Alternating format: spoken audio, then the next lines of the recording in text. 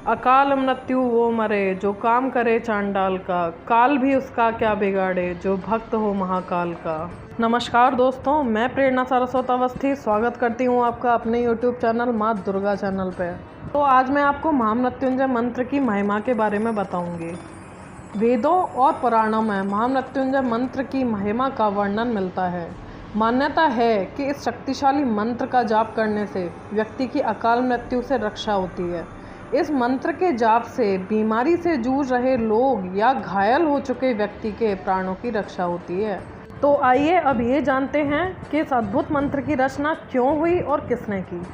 एक बार शिवजी के अनन्य भक्त मृकंड ऋषि संतानहीन होने के कारण बहुत दुखी थे।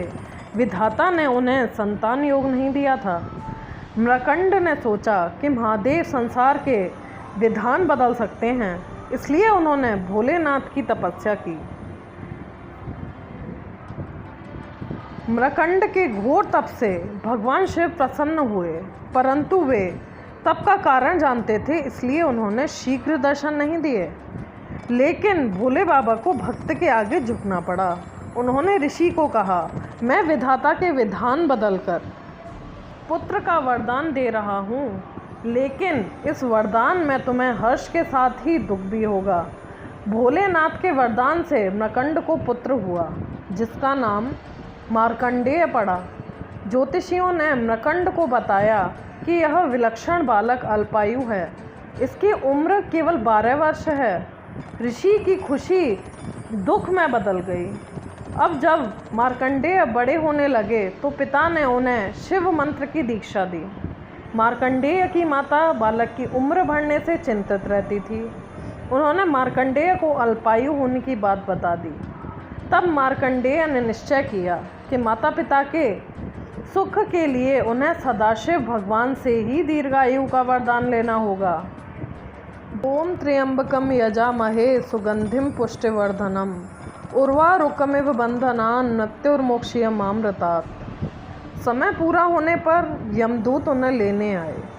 यमदूतों ने देखा कि बालक महाकाल की आराधना कर रहा है, तो उन्होंने थोड़ी देर प्रतीक्षा की। मार्कंडेय ने अखंड जप का संकल्प लिया था। यमदूतों का मार्कंडेय को छूने तक का साहस नहीं हुआ और वह यमराज के पास ही लौटे। यमराज ने स्वयं जाकर मार्कंडेय को लाने का फैसला किया। यमराज मार्कंडेय के पास पहुंच गए। बालक मार्कंडेय ने जब यमराज को देखा तो वह जोर जोर से मृत्युंजय मंत्र का जाप करने लगे। हाँ, मृत्युंजय मंत्र का जाप करते हुए शिवलिंग से लिपट गए। यमराज ने बालक को खींचकर ले जाने की कोशिश की। तभी एक जोरदार हुंकार के साथ स्वयं महाकाल वहां प्रकट हुए और क्रोध से यमराज की ओर देखते हुए बोले, तुम्हारी हिम्मत कैसे हुई मेरे साधना में लीन इस बालक की साधना भंग करने की।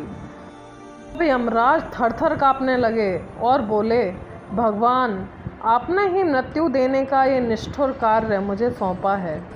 तब यमराज ने बालक मार्कंडेय को दीर्घायु का वरदान दिया और कहा कि जो भी इस मंत्र का जाप करेगा उसको मैं जीवन दान दूंगा। तो इस प्रकार मार्कंडेय के प्राणों की रक्षा स्वयं भगवान महाकाल ने की। इन्हीं शब्दों के साथ मैं अपनी वाणी को विराम देती हूँ। जय माता दी, हर महादेव।